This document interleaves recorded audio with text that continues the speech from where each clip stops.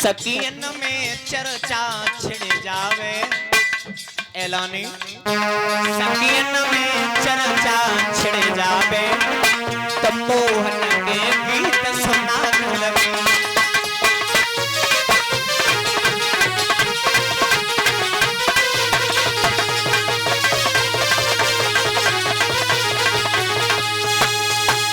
आज इधर जैसे ही रुक्मिणी ने यह विचार किया है शादी करेंगे तो भगवान द्वारकाधीश कन्हैया के साथ में बिटिया कच सियानी भई तो मैया सुतमती ने यह विचार लिया, जवाब दिया मेरी बेटी शादी के योग्य हो गई है। अब देखो बात आ गई तो हम कहें हर माँ बाप को ये हक बनता है अगर बेटी घर में सियानी है, घर में बेटी अगर सियानी है तो घर के कार्य परीक्षित महाराज बाद में कीजिए। प्रथम कार्य बनता है माँ बाप का बेटी की शादी। और पता नहीं परीक्षित महाराज आज को जमाना बहुत ही बैसो है, कुछ कहने की नहीं है। इधर मैया सुतमती ने जैसे ही देखा है विचार लाया मेरी बेटी शादी के योग्य हो गई, शादी होनी है। अब हुआ क्या, बांदी को बुलाया पास में, जवाब दिया बांदी तू चली जा, मेरे हृदय सम्राट को बुला करके ला। आज बांदी इधर चली है महाराज भीष्म के पास के लिए।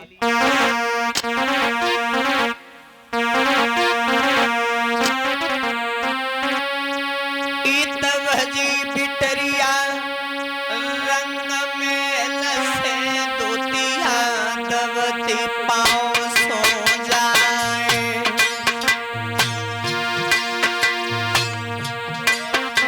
ए जा गई बांदी पा गई बांदी, बांदी लगी बरोबर जाए।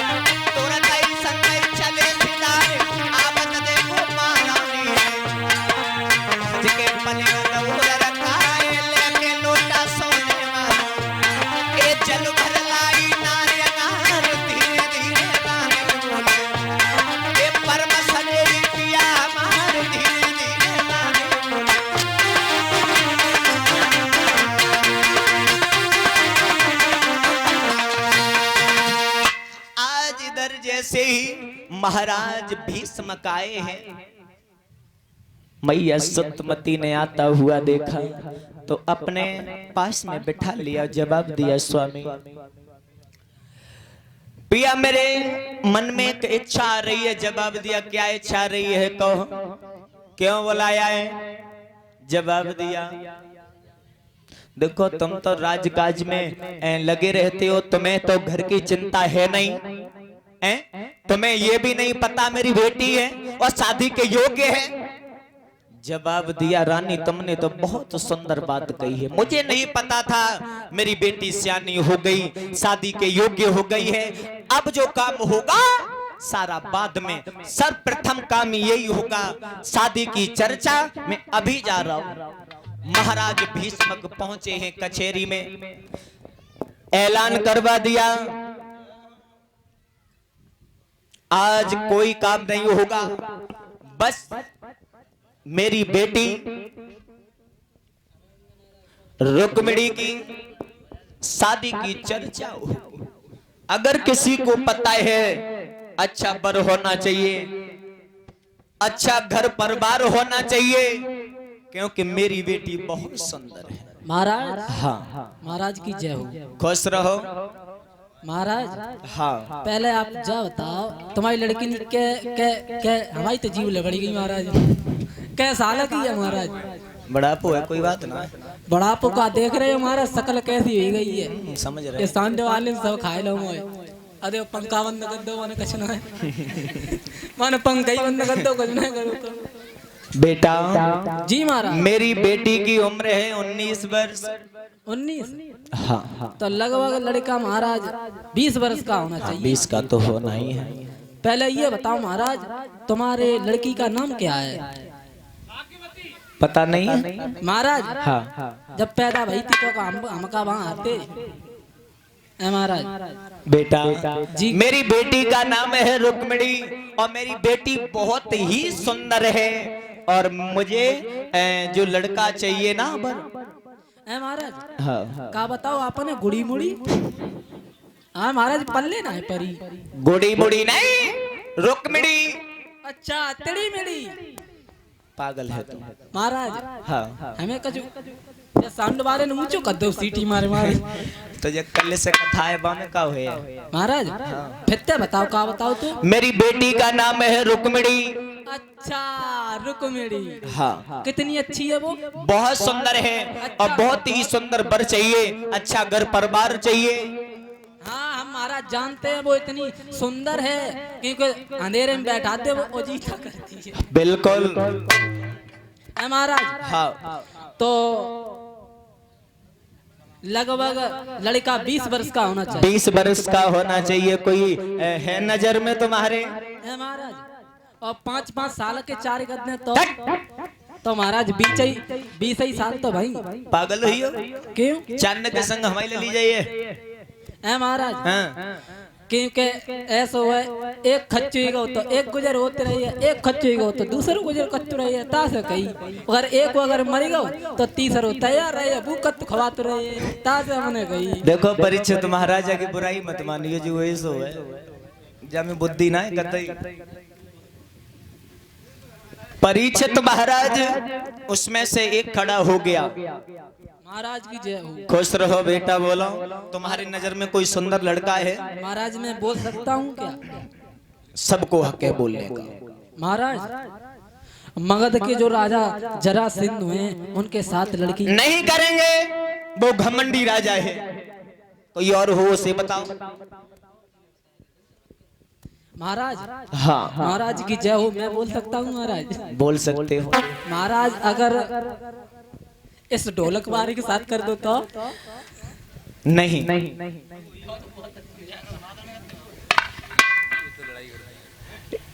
वो इसमें एंड है लला, तुम्हें जो नहीं मालूम।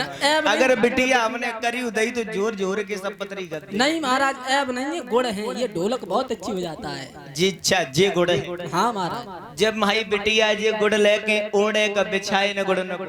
महाराज हाँ। कुछ भी नहीं खाता है पीता है, ये शाकाहारी लड़का है, ये बहुत अच्छा है। देखो कितना सुंदर लगता है देखते।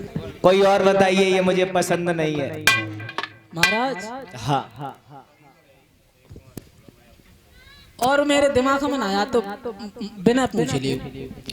उनमें से दूसरा खड़ा हो गया, जवाब दिया महाराज मैं बता रहा हूं। द्वारकाधीश भगवान कन्हैया रुक्मिणी के लिए कैसे रहेंगे? जवाब दिया बस हो गया फैसला, तुमने तो मेरी मन की बात ही छीन। खत लिखो और भिजवा दो गुलसेन के पास में। खत? हाँ। और तब तक परीक्षित महाराज उनमें से बड़ा लड़का जो रुकुम था,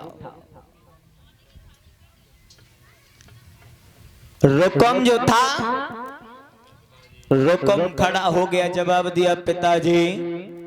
क्या कह रहे हो? जवाब दिया बेटा लड़का वो कन्हैया बताया है, तो वो रुक्मिणी की शादी कन्हैया के साथ। जवाब दिया नहीं। तो भीष्मक ने जवाब दिया अभी फैसला हुआ थोड़ी नहीं है, अगर तुम्हारे नजर में हुए तो तुम बताओ। जवाब दो। सुनो, बहुत पैसे वाला है, हाँ बोलो लाला। बहुत दिल वाला है, हाँ हाँ बहुत हिम्मत वाला है, हाँ हाँ। रिश्ते में मेरा साला है। लड़के तेरी मत खराब हो गई है क्या? इतनी बड़ी तू गलती कर रहा है यहाँ पे बैठ कर। कहे सालो है जो वो मौलौड़ा लड़का नहीं है, वो ठीक नहीं है। लाला बहुत पैसे वाला है, तुम जैसे की तो इज्जत तू नहीं करते, हमारी बल से तो इज्जत तुम्हारी हुई जाती है। लाला हाँ तेरी मत मारी गई, हमें तो जा मालूम पत्ती लला, तू बहुत होशियार मालूम पत्तू। जा बता काऊ ने अपने बहन के नंद। मेरी एक बात तो सुनो पिताजी, बेटा सुनो।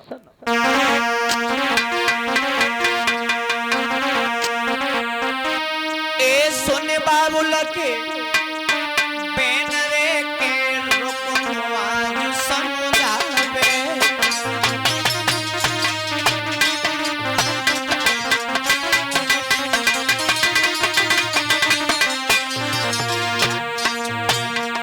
सब राजन में शिशुपाल रे नजरिया हमारी आवे।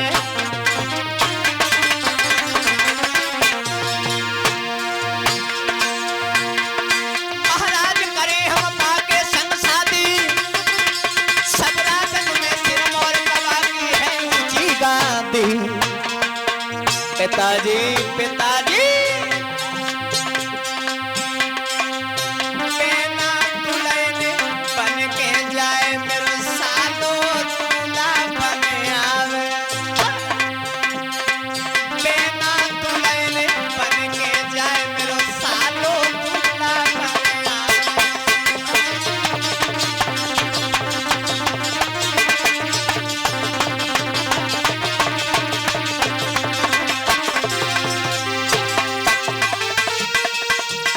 दूल्हा बन आवे मेरे सालो दूल्हा बन आवे। बेना दुल्हन बन के जाए मेरे सालो दूल्हा बन आवे।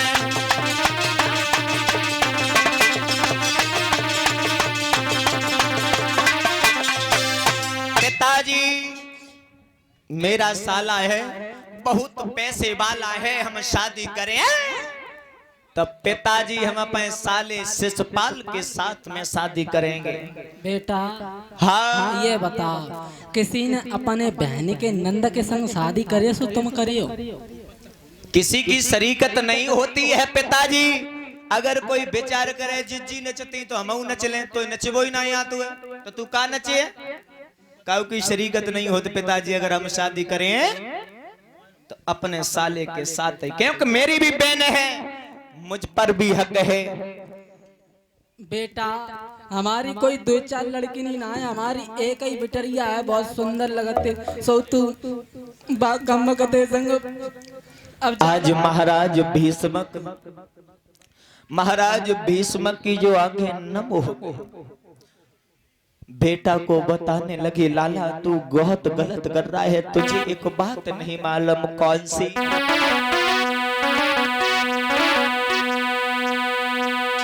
अरे एक लौती रे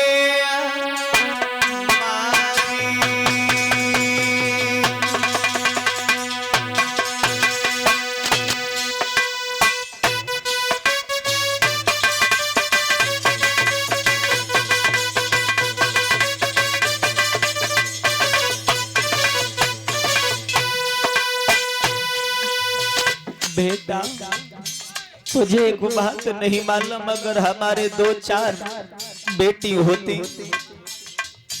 तू अपने मर्जी से कर सकता था, पर लेकिन बेटा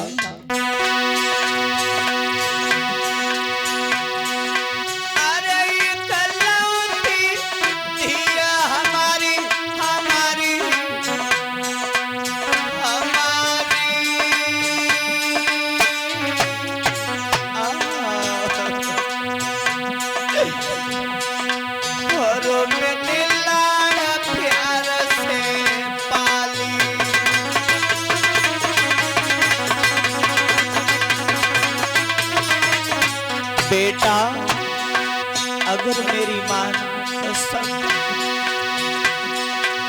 अरे घर बुला भाई ले गिरधारी गिरधारी गिरधारी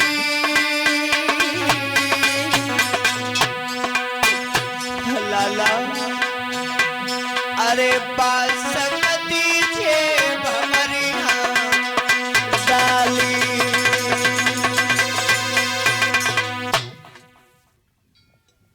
जैसे ही महाराज भीष्म ने जवाब दिया, बेटा हमारे दो चार अगर बेटी होती मैं नहीं कहता, मैंने अपनी बेटी को बहुत लाड प्यार से पाला है, मेरी इच्छा के साथ में अगर शादी हो जाने दे लाला। जवाब दिया पिताजी नहीं। दूध में आकर के रुकम बोला, पिताजी सुनो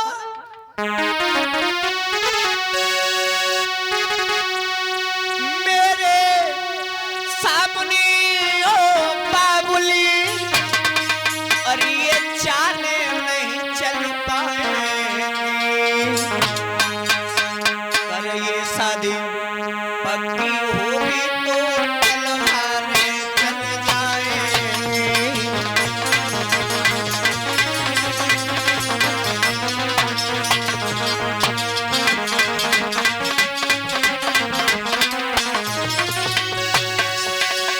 मेरे सामने ओ बाबुली ये चाले नहीं चल पाएंगे, पर ये शादी पक्की होगी तो तलवारें चल जाएंगी।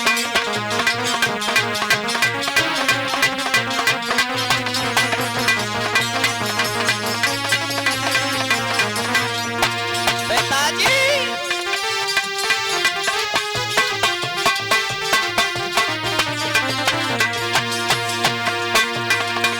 ये भूल से भूल गई आंगन में आए जो आइयो मदन मुरा।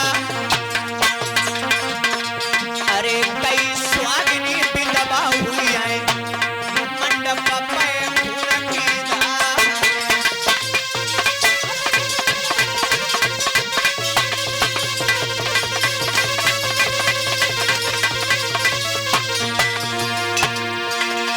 कई स्वागिनी विधवा हुई आए अरे मंडप पे फूल की धार।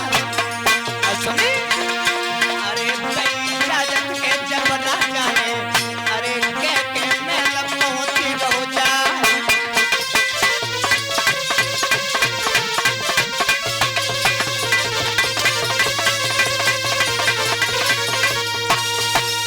आज जवाब दिया पिताजी, अगर कन्हैया माढ़े पर आ गया तो समझ लेना पिताजी खून की नदियां बह जाएगी नदियां। मैं नहीं चाहता हूं माताओं के बिछिया उतर जाए, मैं नहीं चाहते हैं माताएं विधवा हो जाएं। आज जैसे ही इतने शब्द पिता से कह करके रोको वहां से चला गया, बहुत सुंदर। अपने महल में पहुंच गया और एक खत को लिखने लगा। खत में लिखा क्या? परीक्षित महाराज बेही बातें, कौन सी?